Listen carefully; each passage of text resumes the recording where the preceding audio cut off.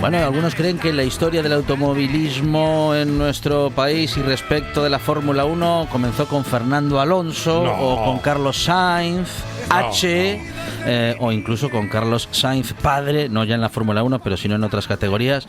Pero claro, hay más historia. Claro, está Fangio, sí, Fittipaldi, Senna. Sí, señor.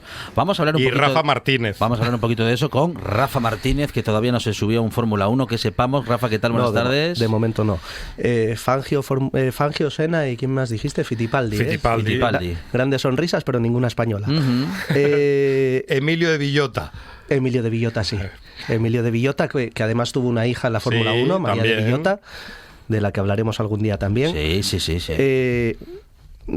Hoy vamos a hablar de un hombre del que Paco Costas dijo lo siguiente. A ver. Marcó una época. Era un tipo que se salía del cuadro. Ajá. Es un marqués de los que le gustan a Monchi. Cómo me gusta hablar de marqueses en la radio. Y es lo que en el motor se viene a llamar un gentleman driver. Ajá. Un caballero que conduce. Ajá. Un vividor. Sí, más bien. Un borderline que te cagas. Era un tipo que vivió 28 años. Ajá. Pero los vivió a toda prisa. Sí. Era sobrino de... Era marqués. Bueno, casi no le dio tiempo a convertirse en tipo. Bueno, le dio tiempo a muchas cosas. Sí. Le dio tiempo a muchas cosas. Se llamaba Alfonso Cabeza de Vaca y Leighton. Ajá. Nació en Londres y era sobrino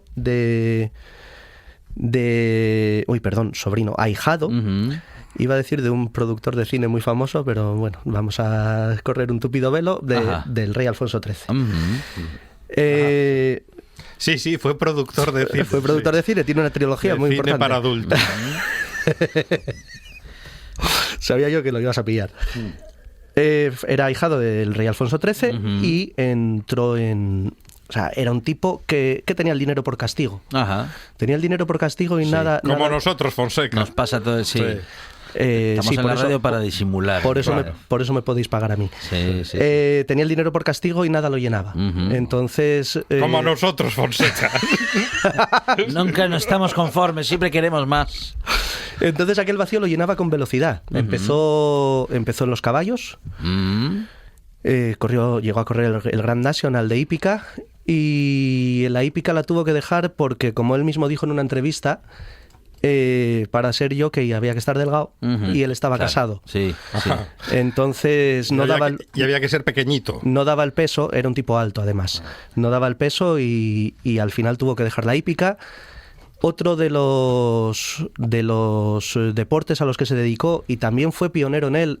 Creo recordar que es el único español que participó en esta disciplina en unas Olimpiadas. O sea, el único equipo fue el suyo. Fue en bobsleigh, que es ese deporte de invierno en el que se lanzan por una cuesta con un trineo aerodinámico, y llegó hasta a quedar segundo en los Juegos del 56 de Cortina d'Ampezzo. Pero lo más importante que hizo fue llegar a la Fórmula 1 de mano de Enzo Ferrari. Ajá. Su carrera deportiva en el automóvil fue corta, fueron unos 3 años largos. Él llegó al automóvil de competición en 1954 de la mano de un importador de Ferrari en Estados Unidos. Él fue al Salón de Estados Unidos, al Salón de Nueva York del automóvil en 1953 con un amigo, con Edmund Nelson. Sí. Y allí conoció a este importador, un italiano, Luigi Cinetti, que le vendió un Ferrari 250 MM, como no podría ser de otra manera, y lo convenció para ir de copiloto en la próxima Panamericana. Y le gustó. Le gustó la competición. Él tenía también coches deportivos por castigo. Tenía Maseratis, tenía Oscars, tenía Ferraris. Así en plural.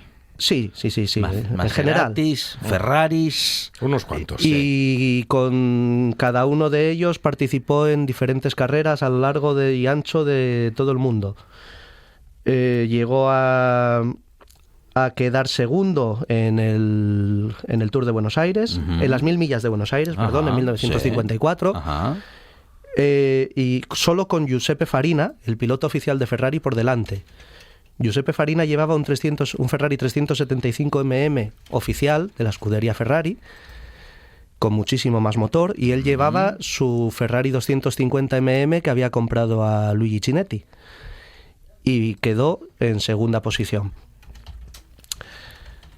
Más tarde se apuntó a correr las 24 horas de Le Mans con un Maserati AG6. Sí. Y en las 24 horas de Le Mans creo que tuvo que abandonar. Pero todas aquellas hazañas, todas las carreras en las que iba participando y en las que ponían serios apuros a los pilotos oficiales de Ferrari, llamaron la atención del Commendatore, de Enzo Ferrari. Y le ofreció un contrato para correr 2 temporadas, la temporada 56 y la temporada 57, en Fórmula 1 con sus monoplazas. Bueno, en Fórmula 1 en aquella época los contratos eran con la escudería, con la escuadra Ferrari, y el piloto se debía a varias disciplinas. Corrió en Sport, corrió en Fórmula 1 y corrió la Mille Miglia, de la que hablaremos después. En Fórmula 1 se estrenó en 1956 y con un abandono en la primera carrera, pero en la segunda carrera, en el Gran Premio de Gran Bretaña, en el circuito de Silverstone, cerca de su casa, porque él nació en Londres y se crió en Londres, a pesar de que su pasaporte sea español. En ese circuito, a pesar de tener que ceder el monoplaza a un piloto principal de la escudería, a Peter Collins, por avería, en aquella época se hacía, si al jefe de filas o a otro que estaba por encima tuyo se le averiaba el coche, tú tenías que cederle su coche, tú cogías el muleto o ninguno y acababa en la carrera con tu coche.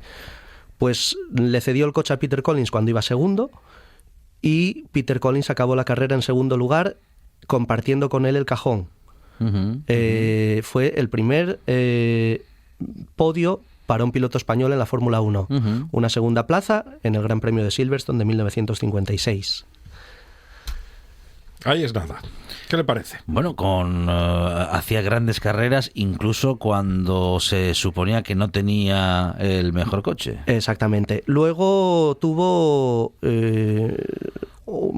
poca más participación, después tuvo 2 abandonos en esa misma temporada, y en la siguiente hizo un muy buen papel en el Gran Premio de Argentina del 57, en el que tuvo que sustituir a un piloto local. Tuvo que sustituir a un piloto local, salió séptimo y acabó quinto.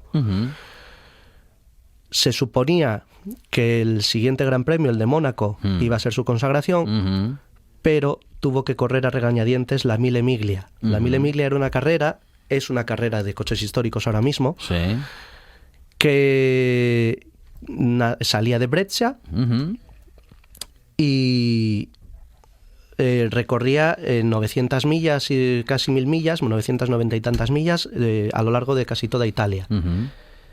Y la corrió en 1957 con la escudería Ferrari, prácticamente obligado, porque su contrato decía que aparte de los monoplazas tenía que competir en ese tipo de carreras. Y la corrió con Eddie Nelson, el chico que le llevó a aquel primer salón de Nueva York y le acompañó durante toda su carrera como copiloto. Aquella Mille Miglia supuso 2 cosas. El fin de la carrera de Portago y el fin de la Mille Miglia como competición de coches actuales. Es decir, el 12 de mayo de 1957 Portago estaba haciendo un papel envidiable en la Mille Miglia. Rodó durante casi toda la carrera en cuarta posición. Ujú. Y al llegar a uno de los últimos controles, dicen las malas lenguas que fue lo que acabó con su carrera. Ujú. Pero bueno, Disney haría una película con ellos seguramente. Ajá. Seguramente. Se paró, vio a su última amante, Ajá. a Linda Christian, Ajá. y se paró para darle un beso. Ajá. Delante de, Sí. de los ingenieros de Ferrari Ujú. asombrados, Ujú. del público, de todo Sí, el mundo y de sí. un montón de cámaras de cine y de televisión Ajá. y de fotográficas. Y ahí Ujú. está grabado y está documentado el beso. Se paró para darle un beso y perdió 2 minutos. Ajá.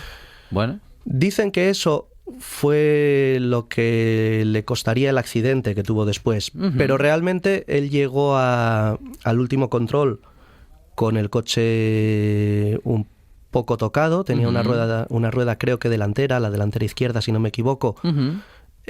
a punto de reventar, y los ingenieros lo avisaron, le dijeron que debería de cambiar esa rueda. Él les preguntó cuánto tardarían y quién iba delante. Sí.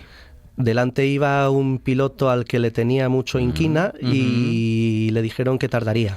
O sea que arriesgó. Y el comendatore, que estaba por allí, Ujú. le dijo que iba a perder mucho tiempo. Sí, sí. Entonces se envalentonó Sí, sí. y decidió seguir adelante con el coche como lo tenía. Ujú. A falta de poco más de media hora para llegar a la meta de la carrera, aquella rueda ya no pudo más, Ujú. reventó, el coche salió prácticamente volando, Uy.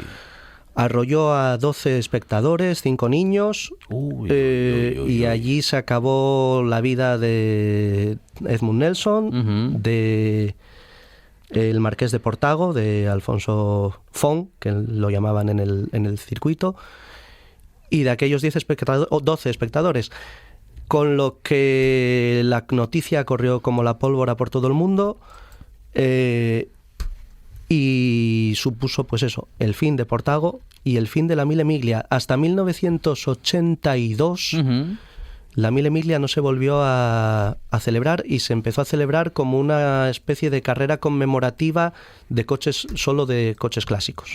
Pues una historia con mucho brillo y también con una tragedia que fue la que al final acabó por oscurecer todo ese brillo previo, pero bueno, parece que el destino tenía preparada esa última escena para, bueno, pues para uno de los, o mejor dicho, para el primer representante de España en la Fórmula 1, en la categoría reina del automovilismo. Una historia que hemos conocido con Rafa Martínez en esta Carburopedia. Rafa, muchas gracias. Muchas veces.